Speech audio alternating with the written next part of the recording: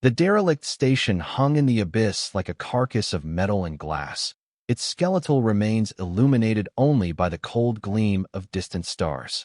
Jack Maddox had been stranded here for 72 hours, 3 long days in which every breath had been a gamble, every moment a battle against the station's failing systems. His ship, the Arcadia, was docked but barely functional, the damage from a micrometeor storm leaving it crippled. Power cells were drained, life support flickered in and out, and the distress beacon was dead. The silence of space pressed against the station like a great, unseen force, waiting for him to succumb.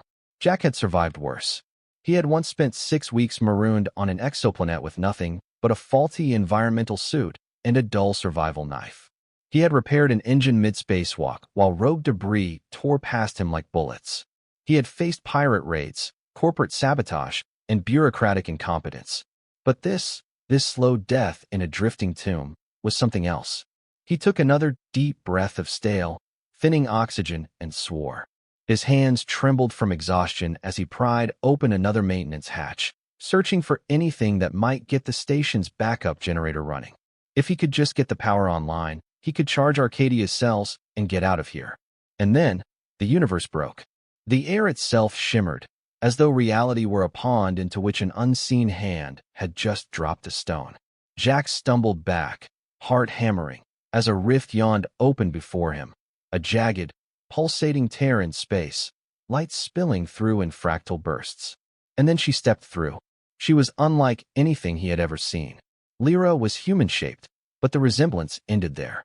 Her skin was deep cobalt, shimmering like polished obsidian, etched with faint luminescent lines that pulsed in rhythmic patterns, as if alive. Her eyes were vast and shifting, twin galaxies trapped behind glass. She wore a sleek, iridescent bodysuit that seemed to phase in and out of the visible spectrum. For a long moment, they simply stared at each other.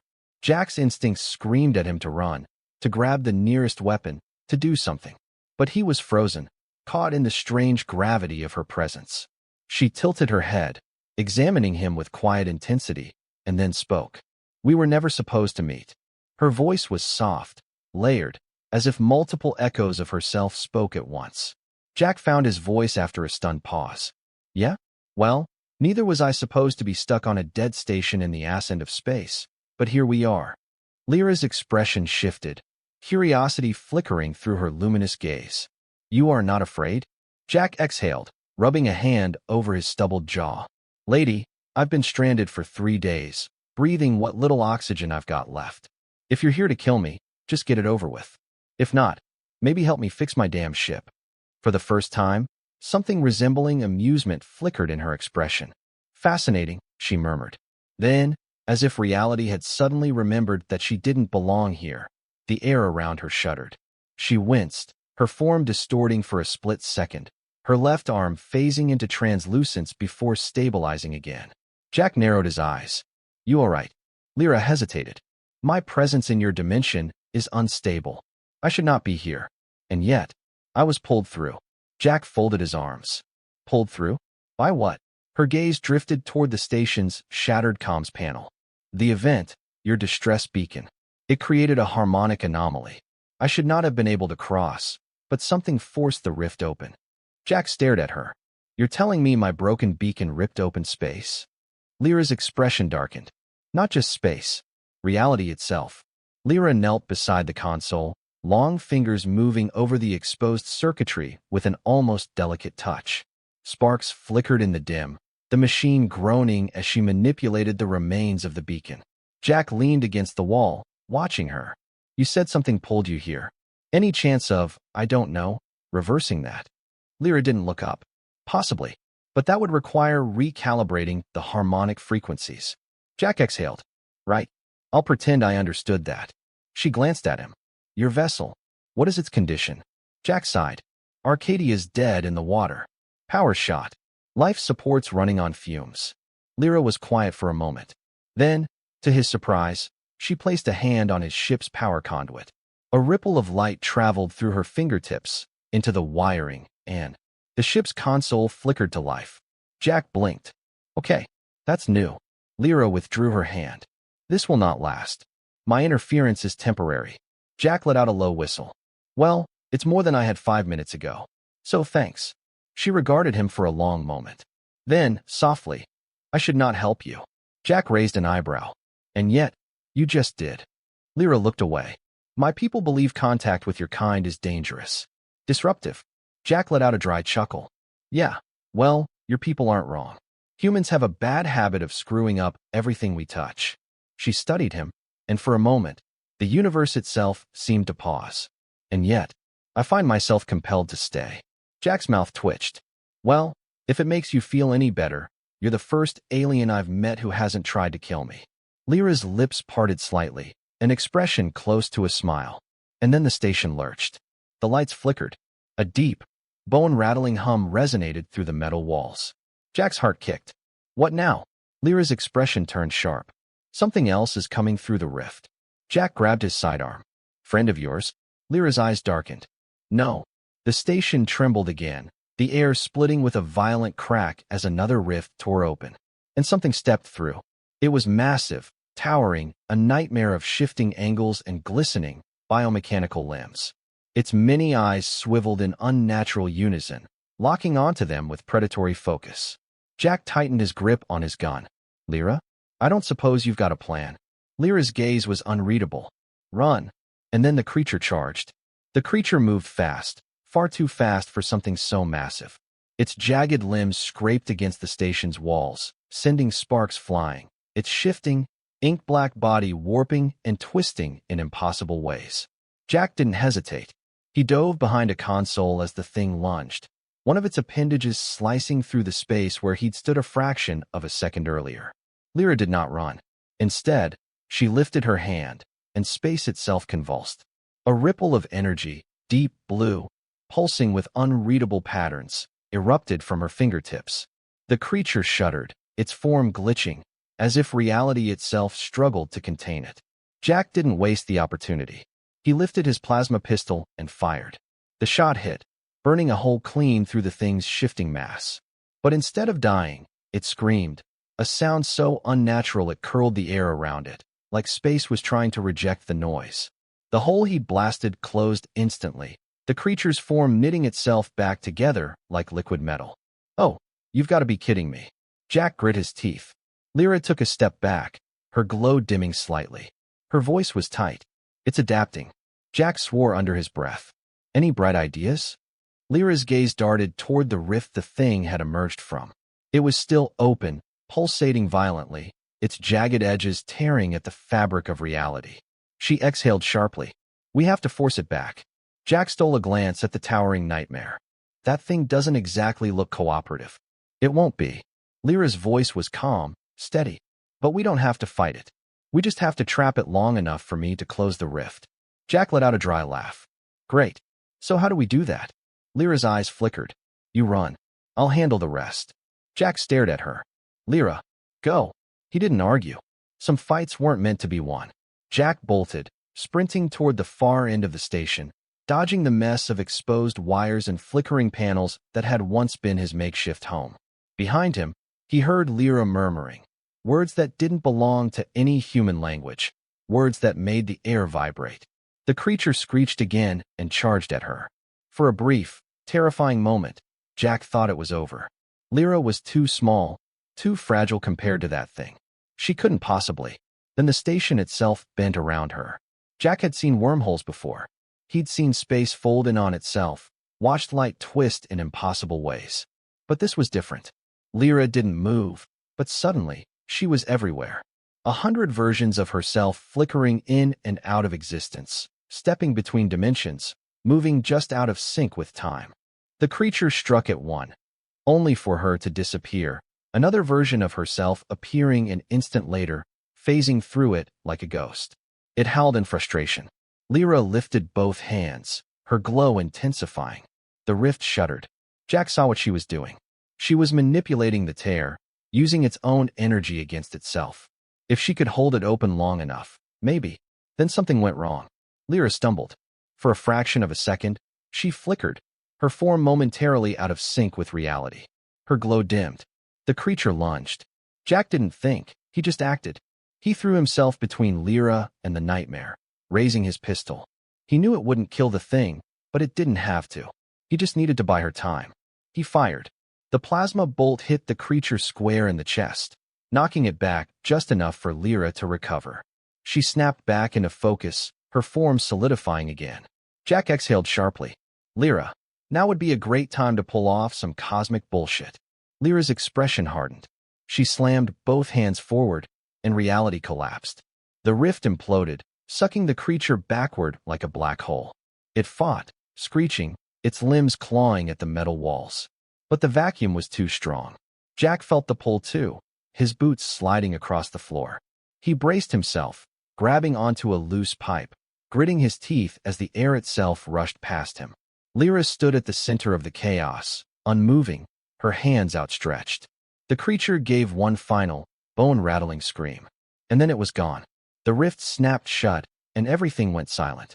Jack released a breath he hadn't realized he'd been holding. His hands were shaking. He turned toward Lira.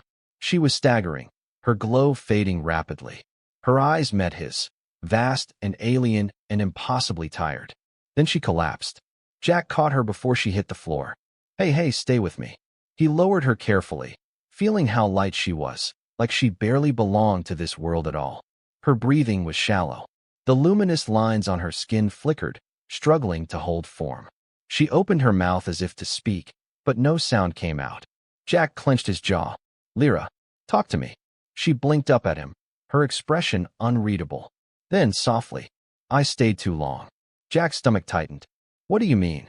She shook her head, eyelids fluttering. My presence in your dimension was never stable. The longer I remain, the harder it is to hold form. Jack cursed under his breath. So what? What happens if you can't hold form? Lyra's lips parted slightly. I disperse. Jack felt a cold weight settle in his chest. Disperse. As in gone. No. Hell no. He grabbed the front of her suit, forcing her to focus on him. Lira, don't you dare fade on me. There's got to be a way to fix this. Her fingers twitched against his arm. There is one way. Jack stilled. She hesitated, then whispered, I need an anchor. Jack frowned. An anchor? Lyra's gaze flickered to his hand, where their skin met. Something to tie me to this world. To stop me from slipping away. Jack processed that for half a second. Then, without thinking, he tightened his grip. Then take whatever you need. Lyra's eyes widened slightly. You don't understand the risk. Jack smirked. Lady, I've been gambling with death since the day I left Earth. I think I can handle whatever cosmic weirdness you're about to pull. Lira hesitated. Then, softly. Very well. She lifted her hand, fingers brushing against his temple. Jack's world exploded. A surge of color, light, sensation. Too much, too vast, like the entire universe had been poured into his mind at once. He felt the stars, the endless black between them, the infinite corridors of existence. And then, he felt her. Lira. Her thoughts, her essence, melding with his in a way that went beyond touch, beyond words, beyond anything remotely human. The connection snapped into place. Lira gasped, the glow returning to her skin, her form stabilizing. Jack reeled, heart hammering. He looked at her, really looked at her, and realized what had just happened. She wasn't just in his world anymore. She was in him, and nothing would ever be the same again. Jack's breathing came in ragged gasps.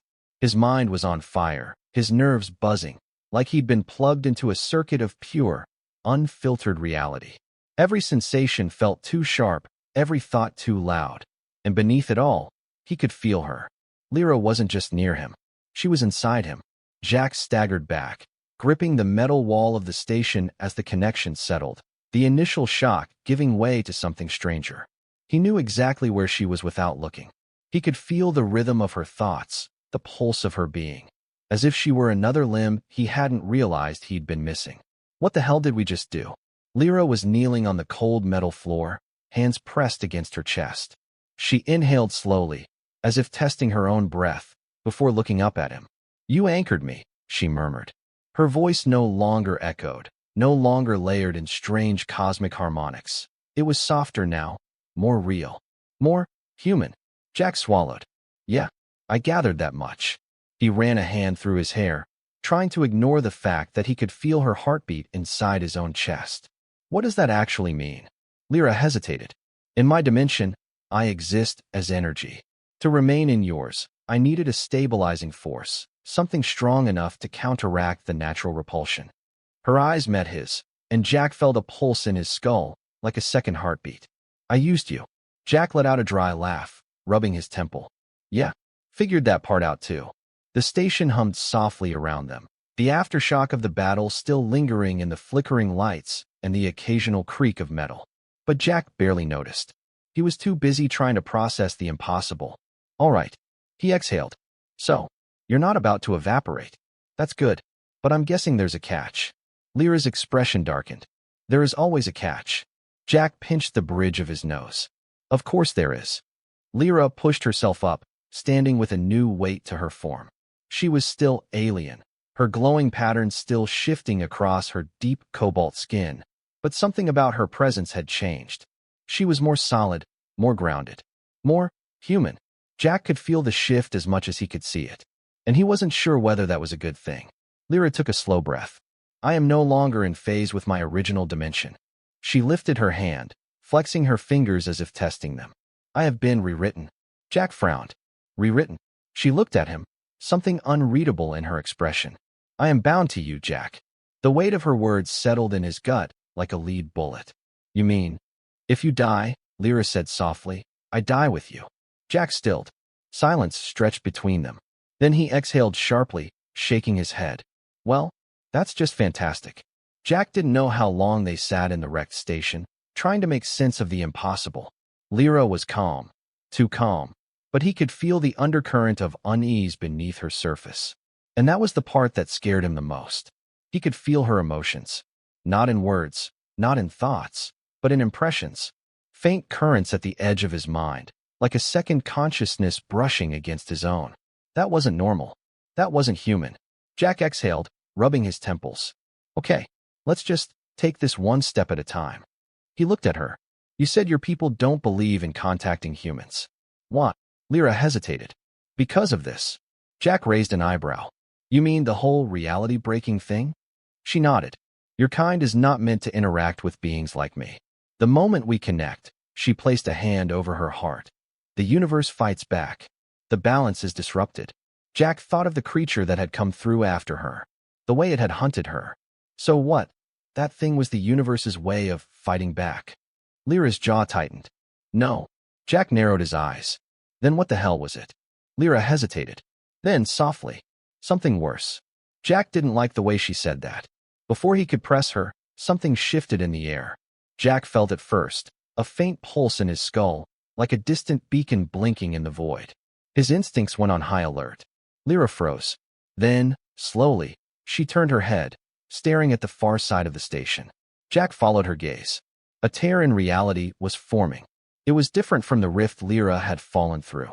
Sharper, colder, like a wound torn into the universe itself. And this time, it wasn't just one creature coming through.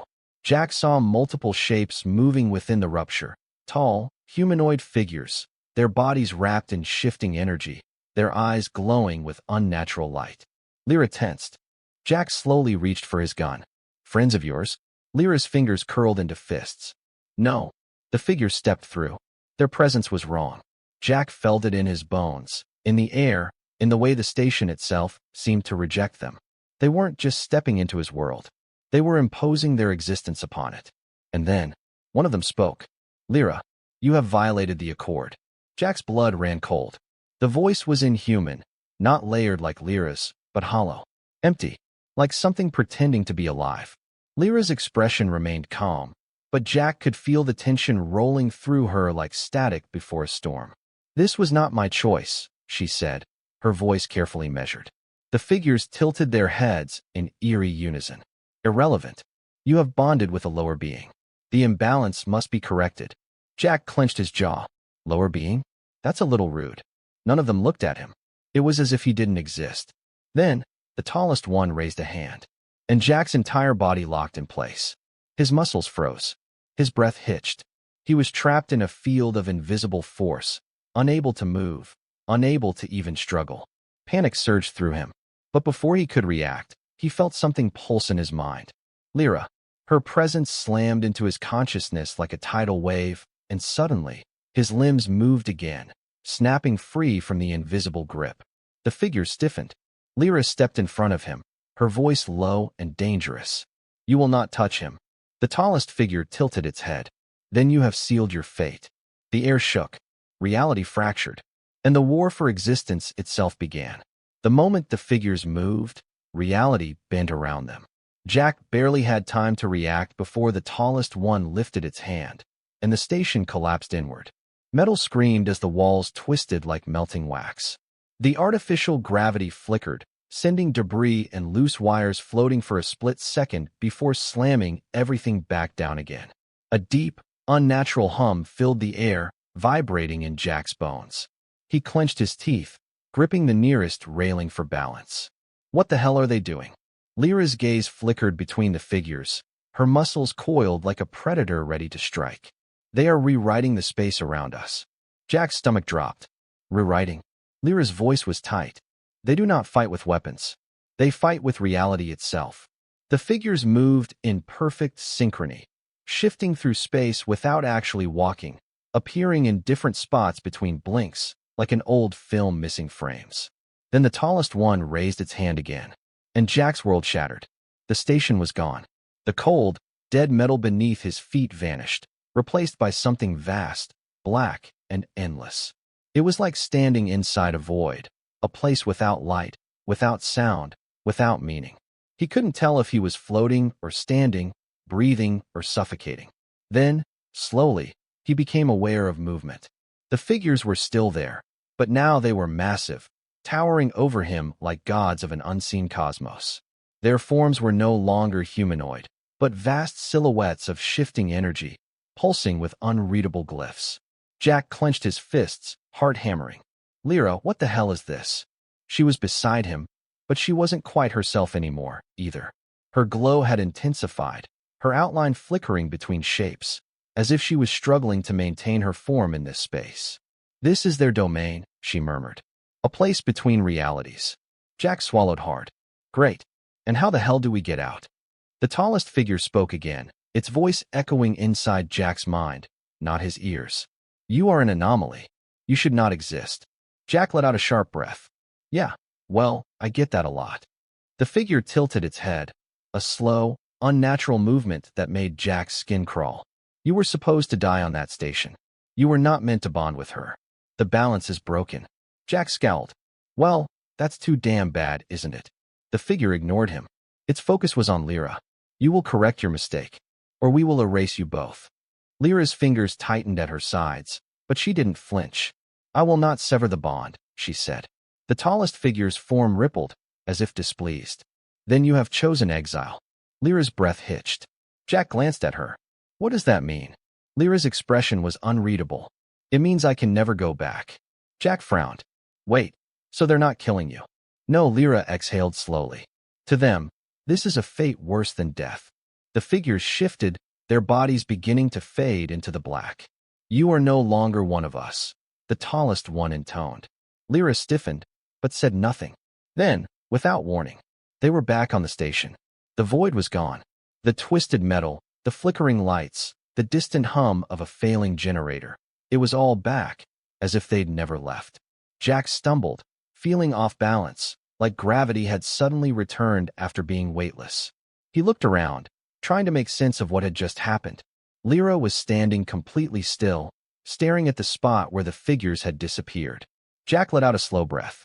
"So that's it. They just left." Lyra's hands curled into tight fists. "No." She turned to him, her expression unreadable. "They will watch. They will wait. And if we step too far beyond what they allow." She met his gaze. "They will erase us." Jack stared at her for a long moment. Then, with a dry chuckle, he ran a hand through his hair. "Fantastic. Just what I needed. Another set of cosmic assholes keeping tabs on me." Lira didn't smile. She looked tired. Jack hesitated. "Hey, you all right?" She nodded once. "I chose my path." Jack studied her. Something had changed in her, something deeper than just being stranded here. She had lost everything. Her home, her people, everything she had ever known. And all of it, because of him. Jack felt something twist in his chest. For a long moment, neither of them spoke. Then he exhaled and straightened. "Well, if you're stuck here, might as well make the best of it." Lira arched a brow. You make it sound simple. Jack shrugged. It is. We survive. Together. Lira studied him. You do not fear what has happened. Jack let out a breath. Oh, I'm terrified. He smirked. But I've been stranded before. We'll figure it out. For the first time, a faint smile ghosted across Lyra's lips. Jack grinned. See? That's the spirit. She shook her head. You are impossible. Jack folded his arms. And yet, here we are. Lira tilted her head, her expression turning more serious. There is one thing we must address. Jack raised an eyebrow. Yeah. She stepped closer. Our bond. Jack's smirk faded. What about it? Lira hesitated. Then, softly. It is not just a link of survival.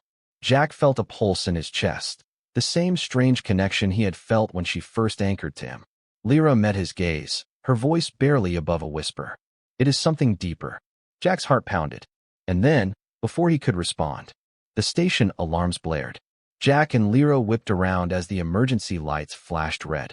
A message crackled through the speakers, the automated voice barely functional. Incoming vessel detected. Non-human signature. Jack and Lira exchanged a tense look. Jack exhaled sharply. Welp. So much for catching our breath. Lyra's eyes darkened. They found us. The station's failing speakers sputtered with static, the emergency lights casting long, flickering shadows along the ruined corridors. Incoming vessel detected. Non-human signature. Jack's stomach tightened. They're back already? He turned to Lira, who stood completely still, her luminous gaze fixed on the cracked viewport overlooking the abyss. No, she murmured. This is something else. Jack frowned. Define something else. Lira exhaled slowly, closing her eyes for a fraction of a second. Jack felt a faint pulse in his mind, like a ripple through their connection. Then her eyes snapped open. They are not my kind.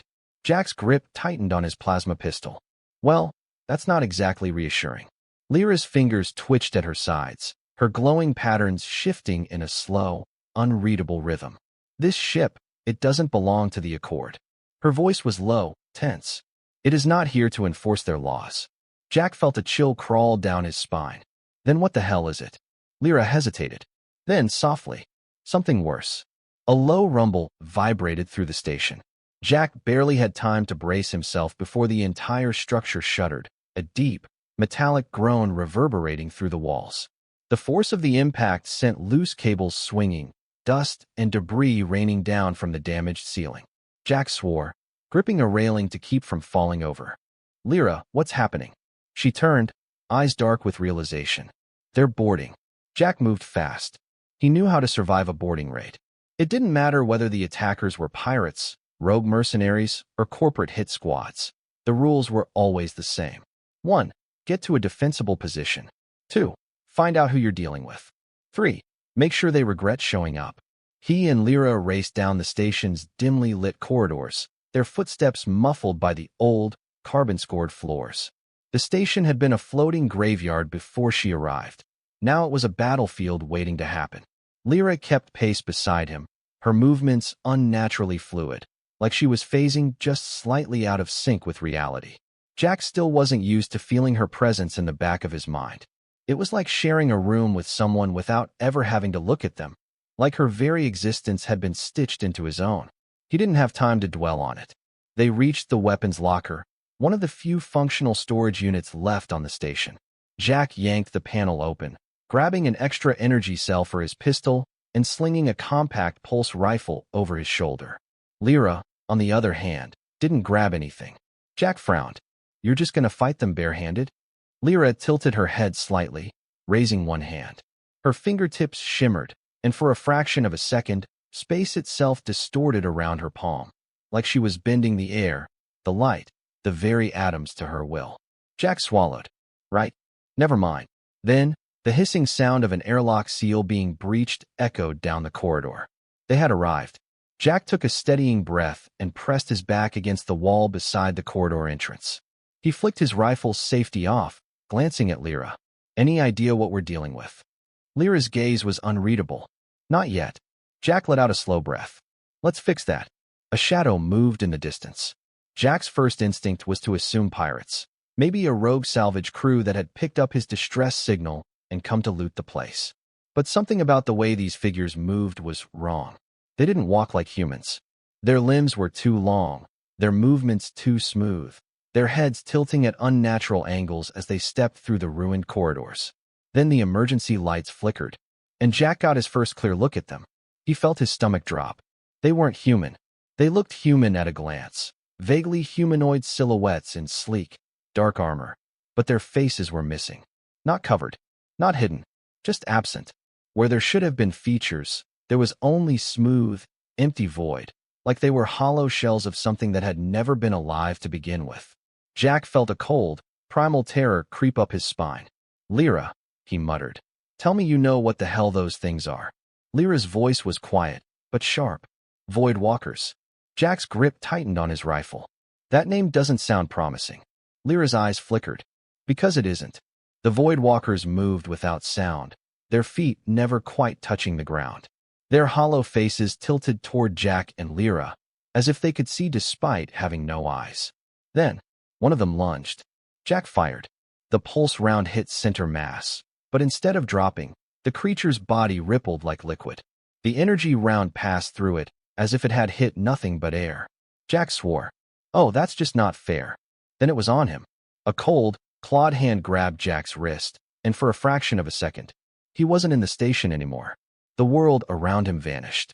He was floating in a vast, endless abyss, surrounded by whispering voices that spoke in no language he had ever heard. He couldn't move, couldn't breathe. Then, Lyra's voice cut through the void. "Release him." A shockwave erupted through Jack's skull, and suddenly, he was back in the station, his lungs gasping for air. Lira stood in front of him, one hand outstretched, reality distorting around her fingertips. The Void Walker that had grabbed Jack was writhing, its formless body convulsing as if something had burned it from the inside. Jack staggered back, still shaking. The hell was that? Lyra's expression was grim. "They do not kill in the way you understand." Jack clenched his jaw. "Great. Good to know." The other Void Walkers turned toward them, their featureless heads tilting in eerie unison. Then, for the first time, one of them spoke. Not with a voice, but directly into Jack's mind. "She does not belong here." Jack gritted his teeth, gripping his rifle. "She does now." The air shuddered. Jack could feel the tension in the space between them. Something ancient, something cold, something that had been watching long before he ever stepped foot on this damn station. And then, the Void Walkers charged. Lira moved first, stepping forward and slamming her palm into the air. Reality cracked. The station's corridors fractured like glass, lights spilling through the shattered edges of existence itself. The Void Walkers reeled, their bodies glitching, as if something was trying to erase them. Jack could barely process what he was seeing. Lira turned to him, her voice sharp. "Run." Jack gritted his teeth. Yeah. I'm getting real tired of that being our go-to plan." But he ran, because whatever the hell was coming next, they weren't ready for it. The emergency sirens howled through the station, bathing the darkened corridors in pulsing red light. Jack's fingers tensed around his pistol as he stared at the flickering display on the console. Incoming vessel detected. Non-human signature. Lira stood beside him, still as stone, her gaze locked on the incoming threat. Jack could feel her tension through the bond they now shared. A pulse of unreadable emotion, a storm just beneath her carefully composed exterior. Jack turned to her. Friend or foe? Lira didn't answer immediately. She closed her eyes, concentrating, as if listening to something beyond the normal range of human senses. Then, softly, "They are not my people." Jack exhaled. Of course they aren't. The station's proximity sensors flashed wildly, tracking the vessel as it descended from the void. Jack watched as the ship emerged from the darkness of space, its form shifting like a mirage, its edges undefined, as if it couldn't decide what shape to take. Jack's gut twisted. That thing doesn't look right. Lyra's voice was quiet. Because it isn't. The vessel stopped just outside the station, hovering in eerie silence. The red glow of the sirens made it look like a bleeding wound against the black backdrop of space. Then, without warning, a new rift began to form. Jack grabbed Lyra's arm. "Tell me that's not more of your reality-warping overlords coming to kill us." Lyra's eyes narrowed. "No, this is something else." The rift shuddered, its edges unstable, jagged fractures spilling unnatural light into the station's hangar bay. The air itself seemed to vibrate, humming with a frequency Jack could feel in his bones. Then, a voice, deep, distorted, echoing from every direction at once. "We have come to correct the anomaly." Jack tightened his grip on his pistol. "Yeah? You and what army?" The rift tore open wider, and for the first time, Jack saw what lay beyond. It wasn't another ship. It wasn't a creature. It was a void, an endless, swirling abyss of shifting patterns and lights, an expanse that seemed to stretch beyond time itself. Jack swallowed hard. "Lira." Lira's voice was calm, but there was something in her expression, a flicker of something dangerously close to fear. "They are enforcers of the balance." She turned to him. "They do not negotiate." Jack clenched his jaw. "Then I'm guessing talking our way out of this is off the table?" Lira didn't respond. The air shuddered, and from the rift, they emerged. Tall, silent, unrelenting. They were not like the ones before. These were different, more defined, more real in a way that felt wrong. They were pure void given form, their bodies twisting with circuit-like glyphs, their faces featureless except for the deep, glowing marks that pulsed across their forms. One of them stepped forward. "You have altered the fabric of existence. This cannot stand." Jack raised his pistol. "Look, if you're here to kill us, can we skip the whole dramatic speech and get to the part where we kick your ass?" Lira exhaled sharply. "You don't understand, Jack." She turned to him, and for the first time, there was something desperate in her gaze. "They aren't here to just erase me." Jack's blood ran cold. "They're here to erase everything." The enforcers moved as one, advancing without sound, without hesitation. Jack aimed, fired, but the plasma round vanished mid-air, swallowed by the strange, shifting space around them. "Shit," Jack muttered. Lira stepped forward. Her form flickered, glowing brighter, as if she were reaching beyond this reality. The air around her warped, bending under the sheer force of her presence. "Jack," she said, her voice soft but steady. "I can stop them." Jack did not like the way she said that. He turned to her. "You mean we can stop them?" Lira didn't meet his eyes.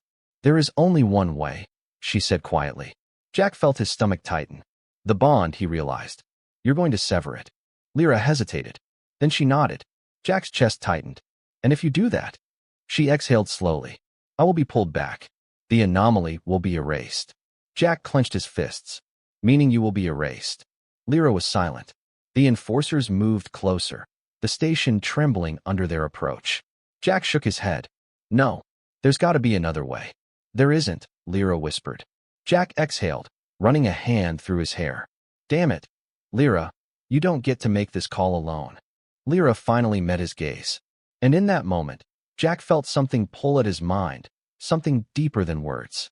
Memories, emotions, a connection beyond the limits of the universe itself. Lira wasn't just an alien who saved his life. She was part of him now, and he was part of her. Jack clenched his jaw. "I'm not letting you go." Lira's expression softened. "You already have," she murmured. Then, she stepped forward. The enforcers reacted instantly, surging toward her. But before they could reach her, Lira lifted her hands. A pulse of pure, unfiltered light exploded from her body, rippling outward like a supernova. The enforcers froze, their forms flickering as if caught in a paradox. Lira turned to Jack one last time. "I was never supposed to meet you," she whispered. Jack's heart pounded. "Lira," she smiled. "And yet, I'm glad I did." Then, she was gone. The light collapsed inward, folding in on itself, spiraling into a singularity before vanishing completely. Jack stumbled back as the station fell silent. The enforcers were gone. The rift was gone. Lira was gone. Jack stood there for a long time, staring at the empty space where she had been. His chest felt hollow. His thoughts were quiet. And then, a faint whisper brushed against his mind. Soft. Familiar. "Survive, Jack." Jack inhaled sharply. A slow, tired smile ghosted across his lips. He turned toward Arcadia, the ship that still needed fixing. And then, without another word, he got to work. Years later, in the endless stretch of space, there was a whisper among deep space explorers. A legend. A story of a man who had once been lost, who had once been stranded. A man who had met something not human, something other, and had survived an encounter with forces beyond comprehension. Some claimed they had seen him, an old pilot in a battered ship, always searching, always moving. And some swore that, on the darkest nights, if you listened closely, you could hear the whisper of a voice that no longer belonged to this world, calling his name.